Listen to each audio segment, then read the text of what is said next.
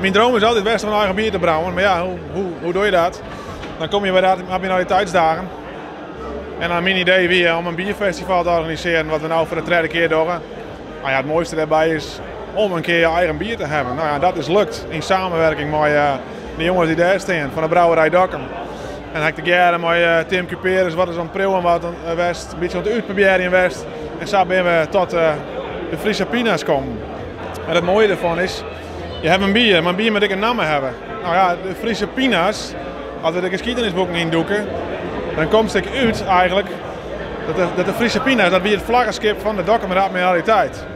Dus dan hebben we een naam van vroeger, eigenlijk een oude bierstijl, hè, want de Admiraliteit dat stamt uit begin 1800.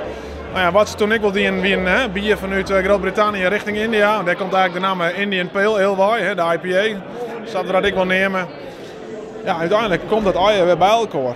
De historie van de Admiraliteitsdagen, de Admiraliteit en het vlaggenschip ervan, ja, zijn we gauw een naam, weer het verhaal compleet. Hoe smaakt het? Ja, heel lekker. Ja? Ja. Wat heb je voor bier? Gaiert heet het, denk ik, op het Nederlands. Okay. Ja. Oh, u komt hier niet vandaan? Nee, we zijn van Duitsland. Helemaal naar Dokkum? Ja, ja, we zijn vaker hier. Ja. Is leuk en als de Admiraliteitsdagen zijn, dan komen we heel graag hier naartoe. Wat heb je in glas? Een Pina's.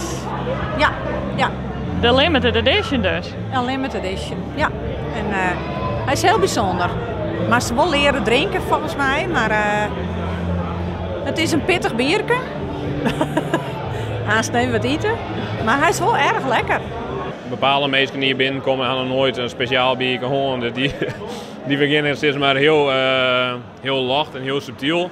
Maar dan ben ik mensen die ben nog wat meer uitdaagd maar en die halen even wat sterkers. Dus ja, komen ze mensen daar speciaal voor op die galjes? Nee, dat net.